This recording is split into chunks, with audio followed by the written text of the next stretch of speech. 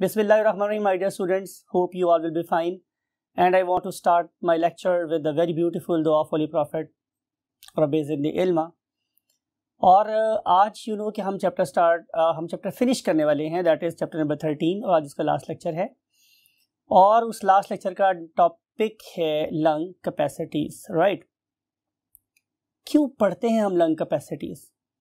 Definitely हमें इससे कोई फ़ायदा होता होगा, तभी तो हम लोगों ने इस पर्टिकुलर एस्पेक्ट के ऊपर रिसर्च की और प्रॉपर इसके लिए हम लोगों ने मीटर्स डिज़ाइन किए। And you know very well, जब भी हम किसी मीटर की बात करेंगे इसका मतलब है we want to measure something, right. और वो वाला मीटर जो आप लोगों की लंग कैपेसिटीज़ को मेजर कर सकता है या लंग के वॉल्यूम्स को मेजर कर सकता है, उसे हम क्या बोलते हैं? Spirometer, right.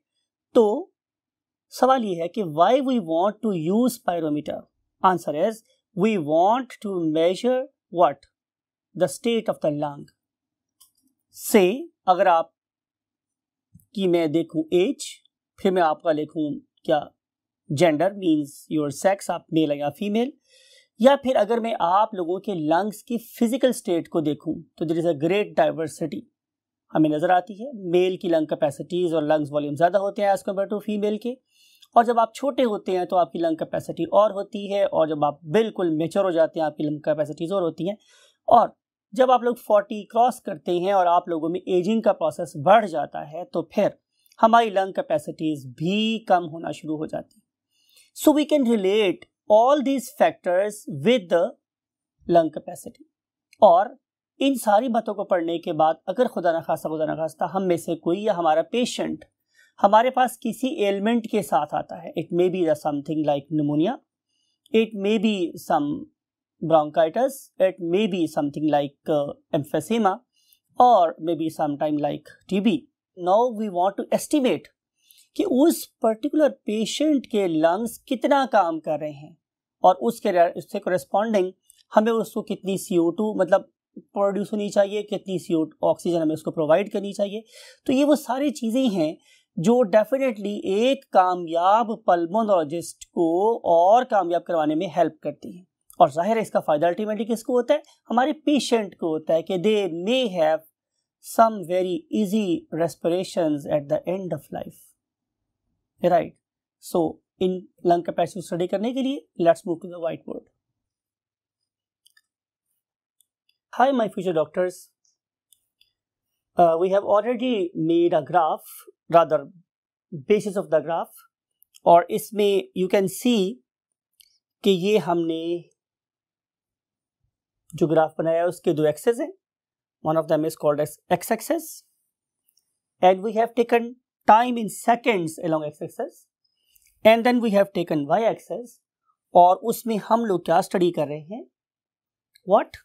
Yes, the volume of the air that may join my lungs, right? तो इसमें आपने देखा है कि हमने 1 2 3 4 5 यहाँ तक लिखा हुआ है और 5 से ऊपर हमने डॉटेड लाइन शो की है। And this dotted line can be little bit more up और down depending upon the physical state of the lungs और the physical habits of the organism. It may be an athlete that have done some very strenuous exercises and particularly exercises of the lungs, so he or she may have got more better lung capacity. But if we look at the normal organisms, their lung capacity is just 5 liters, right? अब जब मैं 5 liters की बात कर रहा हूँ तो ये एक यंग मैन की बात हो रही है, यंग मेल की बात हो रही है, हम वुमेन की बात नहीं करें। खातून में या जो हमारी मोहतरमाएँ लड़कियाँ होती हैं उनके अंदर डेफिनेटली ये वही लंग कैपेसिटी मर्दों से कम होती है, राइट। अब कोई बंदा आपसे ये पूछते इसी क्या लॉजिक है, तो आप बता सकते हैं कि मेल की बॉडी में जो अल्लाह ताला ने अमाउंट ऑफ मसल्स हैं वो ज़्यादा रखी है, amount of the cells depending upon oxygen वो ज़्यादा होते हैं, तो फिर जाहिर है उनके लंग की कैपेसिटी भी कोरेस्पॉन्डिंग ज़्यादा होगी। अगर हम इसको कुछ और तरीके से रिलेट करें तो हम यूँ भी कह सकते हैं डियर स्टूडेंट्स कि जो हमारे मेल हैं they are less susceptible to the elements of the smoking as compare to the female. तो फीमेल को तो पर्टिकुलरली किसी किस्म की स्मोकिंग से अवॉइड करना चाहिए, right. I hope you got the message that I want to deliver my upcoming female generations, right.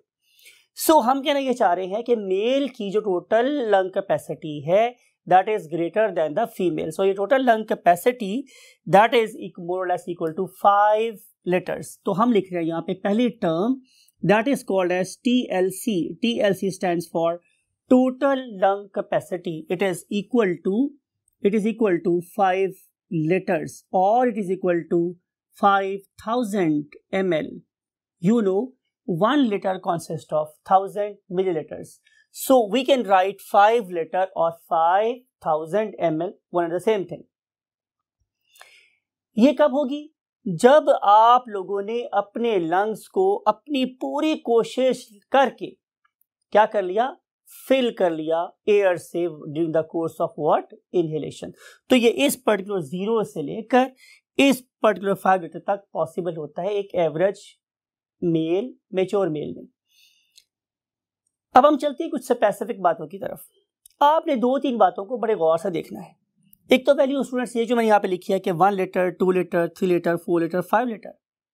लेकिन मैंने लाइंस हर बेसिक फिगर के सामने नहीं लगाई हुई, बल्कि देखें यहाँ पे मैंने 1.5 पे एक वैल्यू लिखी हुई है. चले मैं डिफरेंशिएट करने के लिए इसको 1.5 लेबल कर देता हूँ ताकि आप आसानी से इसको अंडरस्टैंड कर सकते हो. गिमिक्स हो गया स्टूडेंट, सॉरी.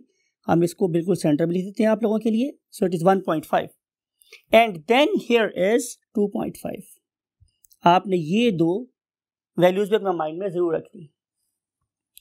अब स्टूडेंट्स, अगर आप बहुत आराम सुकून से बैठे हुए हैं, you are not doing any activity, you are at rest और even if you are sleeping, तो क्या होगा कि आप लोग 1 मिनट में देखें 15 सेकेंड, 30 सेकेंड, 45 सेकेंड, 60 सेकेंड, तो आप लोग 1 मिनट में 4 to 20 ब्रेथ्स लेते हैं पर मिनट. तो आप लोगों का जो रेस्टिंग रेस्पिरेटरी रेट है RRR,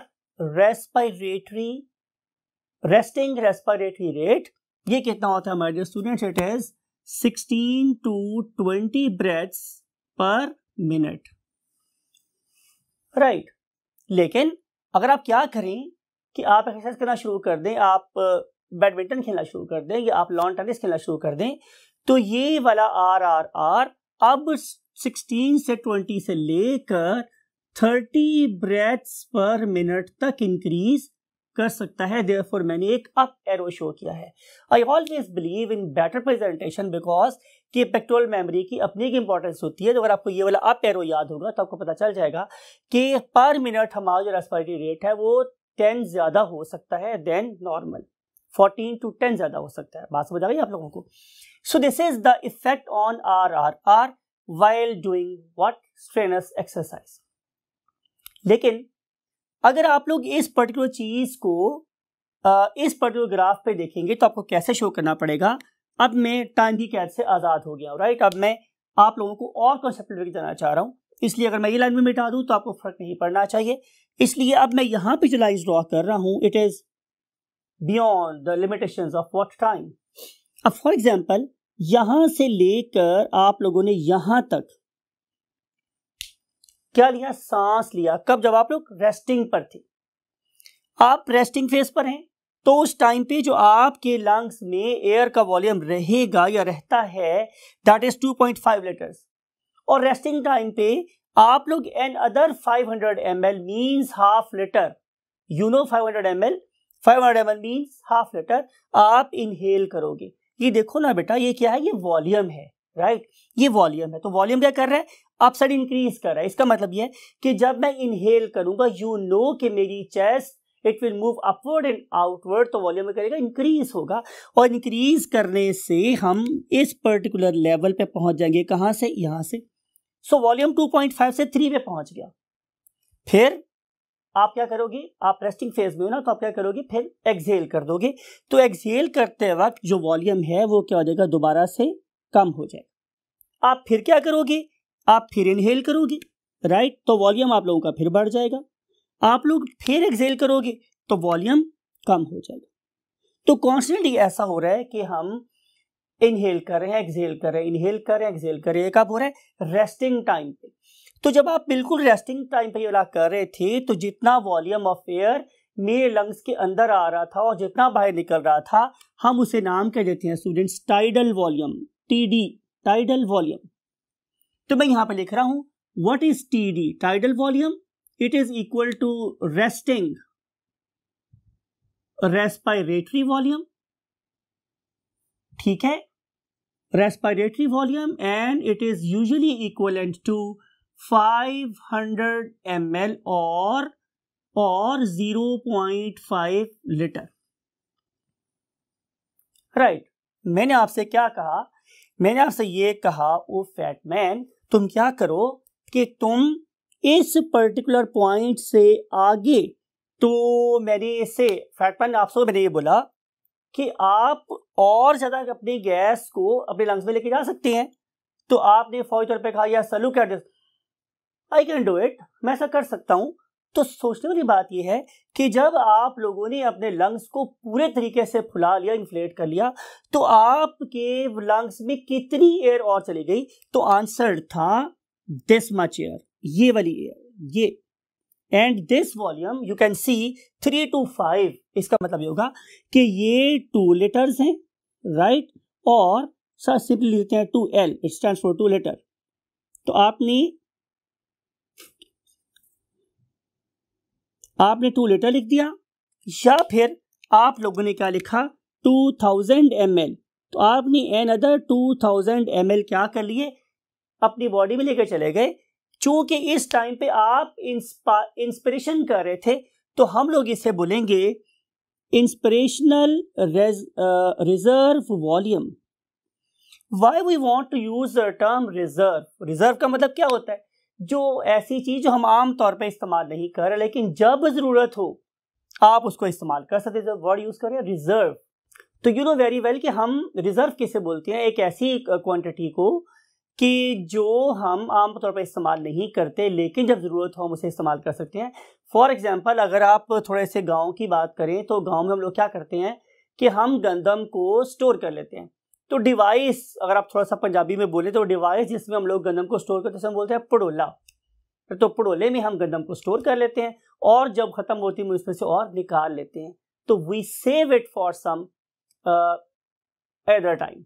तो यहां पर भी आम हालात में मेरे लंग्स इसको यूज नहीं करे, लेकिन जब आपने खेलना शुरू किया तो अब आप लोगों की बॉडी की ऑक्सीजन डिमांड बढ़ गई, तो मैंने उस रिजर्व वॉल्यूम को यूज करना शुरू कर दिया कि जो पहले इस्तेमाल नहीं हो रहा था। तो चूंकि उस टाइम पे मैं फिर दोबारा बोल रहा हूं, मैंने इंस्पिरेशन की है, तो मैं वर्ड यूज करूंगा इंस्पिरेशनल रेजिडुअल वॉल्यूम, यानी कि मेरे लंग्स का वो वाला एक्स्ट्रा वॉल्यूम जिससे मैं इंस्पिरेशन के लिए जरूरत पड़ने पे इस्तेमाल कर सकता हूं। तो that is called as what, IRV। तो जब आप लोगों ने क्या किया, जब आप लोगों ने IRV को यूज किया, तो using another, for example 2000 ml, sorry, हम कहां पहुंच गए, 5 लीटर पे पहुंच गए। It can be more, not you worry. अब हमने क्या किया, हम लोगों ने अब करनी है व्हाट, एक्सपिरेशन। यहां पे हमने क्या की थी, इंस्पिरेशन। अब हमने क्या करनी है, एक्सपायरेशन और एक्सहेलेशन। तो रिसेंट टाइम पे क्या हो सकता है कि मैंने आपसे कहा कि अब आप लोगों ने बेटा क्या करना है कि आप लोगों ने अपने लंग्स में से सारी एयर को बाहर निकाल देना है। तो आप लोगों ने क्या किया, आप लोगों ने मेरी इस पर्टिकुलर इंस्ट्रक्शन को ओबे किया और आप लोगों ने सारी हवा बाहर निकाल दी। अब आपका वॉल्यूम कितना होगा, मैंने आपसे बोला कि जब आप एयर को बाहर निकालोगे तो उस टाइम पे आपकी जो लंग्स का वॉल्यूम है वो बहुत तेजी से ड्रॉप हो के इस लेवल पे आ जाएगा। राइट, अब इस पर्टिकुलर पॉइंट से लेकर इस पर्टिकुलर पॉइंट तक जो आप लोगों के लंग की कैपेसिटी है, इसे हम बोलते हैं vital capacity. This is VC, this line is representing vital capacity. Right, अब पूरी बात को गौर से सुनिएगा, पूरी की पूरी लंग्स को हवा में से पूरी जजब करने के बाद, निकालने के बाद भी आपने देखा कि आपके लंग्स में से एयर की कुछ मिकदार अभी भी बाकी रह गई है। राइट, और वो जो हवा की मिकदार बाकी रह जाती है, that is about 1.5 litre. Look at this, मैंने यहां पे रुक दिया आके, आप जितनी मर्जी कोशिश कर ले। फॉर एग्जाम्पल, अगर मैं ये कहूं कि जनाब आप एक गोट के लंग्स निकालें, ठीक है, लंग्स निकालने के बाद उसमें से हवा को निकालने की पूरी कोशिश करें, उसके ऊपर खड़े भी हो जाए बेशक आप लोग, तब भी हवा का एक डेफिनेट अमाउंट ऑफ वॉल्यूम उस लंग में हमेशा ट्रैप रहेगा, and that very volume is 1.5 litre. और वो 1.5 लीटर हमारे पास क्या कहलाता है? Tidal volume, sorry, that is called as residual volume. That is called as what? Residual volume. Residue, आपको पता है रेजिडू क्या होता है? वो चीज जो हमारे फिल्टर पेपर के ऊपर रह जाती है उसे हम रेजिड्यू बोलते हैं। तो रेजिडुअल वॉल्यूम बाकी बच जाने वॉल्यूम जिसे हम कभी भी लंग में से बाहर नहीं निकाल सकते। तो इसलिए आपने फिर वही बात हमें तरह भूलना नहीं है, आपने प्रॉपर रेजिडुओ का मतलब बाकी बच जाने वाले से रेजिडुअल वॉल्यूम अपने माइंड में रखना है। अब सवाल ये है कि आमतौर पे आप लोग इतनी एयर को निकाल रहे थे, कहां से? फेफड़ों में से बाहर, ये वाली। It is part of what? Tidal volume. अब उस वॉल्यूम का क्या बनेगा जो आपने यहां से लेके यहां तक एक्स्ट्रा निकाला है? पहली तो बात है इसका वॉल्यूम देखिए कितना है, 1.5 से 2.5 लीटर, मींस 1 लीटर वॉल्यूम आप नॉर्मल एयर से ज्यादा एक्सपायर कर सकते हो। तो हम इसे बोलते हैं expiratory reserve volume, ERV, expiratory reserve volume. इसकी वैल्यू अपने माइंड रखनी है, that is equal to what? 1000 ml और it is equal to 1 litre. 1 litre, right. तो ये है कुछ रिलेशंस जो आप लोगों को अपने माइंड में याद रखनी है। पहले मेरे पास क्या? रेजिडुअल वॉल्यूम, वो वाला वॉल्यूम जिसे हम अपने लंग में से कभी नहीं निकाल सकते। फिर हमारा टाइडल वॉल्यूम, TD, जो हम लोग रेस्टिंग फेज में आमतौर पे कर रहे होते हैं। और फिर मेरे पास को क्या है? वाइटल कैपेसिटी, यानी कि जब मैं स्ट्रेनथ एक्सरसाइज कर रहा हूँ, फुल जोर लगा रहा हूँ, मुझे पूरा सांस चढ़ा हुआ है, तो तब भी मैं अपने लंग्स की मैक्सिमम ये वाली वैल्यू इस्तेमाल कर सकता हूँ, मीन 1.5 से लेकर 5 तक, मीन 3.5 लीटर्स।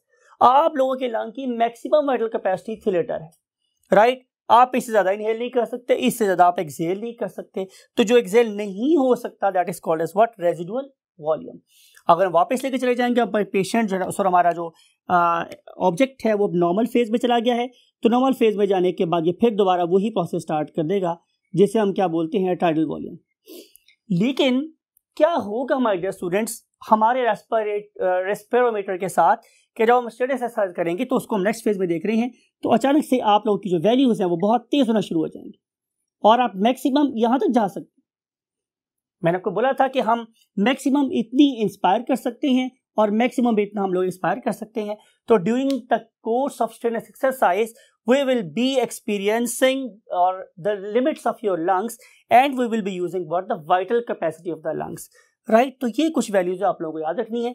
आज की हम आखिरी बात ये कर रहे हैं कि आप लोगों के लंग्स के अंदर जो एयर जा रही है और जो एयर बाहर निकल रही है, उसको हम लोग बिल्कुल बड़े दावे से क्लेम करके बता सकते हैं कि जनाब ये जो वैल्यूज है ये इनहेल्ड एयर की हैं और ये कैसे एक्सहेल्ड एयर की हैं। कैसे? By comparing of course the concentration of 4 things।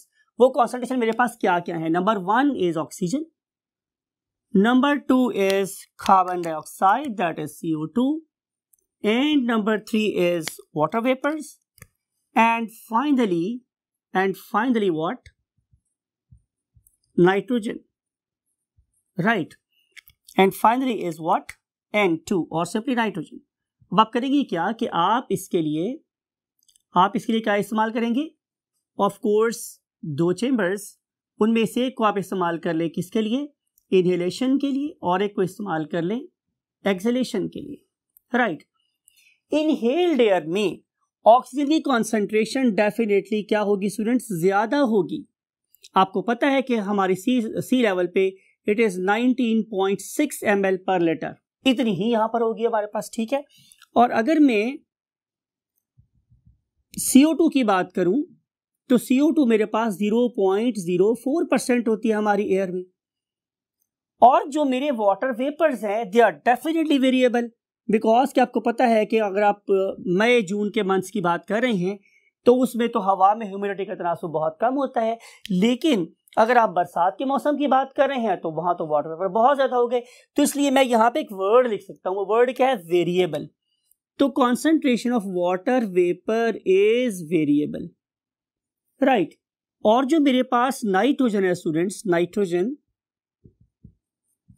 It is approximately 79%। अब देखना ये है कि after what the gaseous exchange हमारी इन वैल्यूज पे क्या फर्क पड़ता है। तो आंसर मेरे पास ये है कि जब मैंने O2 की बात की तो ये हो गई मेरे पास कितनी 16%। इसका मतलब है कि 3.6% मेरे लंग्स में एब्जॉर्ब हो गई, राइट। और अब हम चलते हैं नेक्स्ट वाले केस में।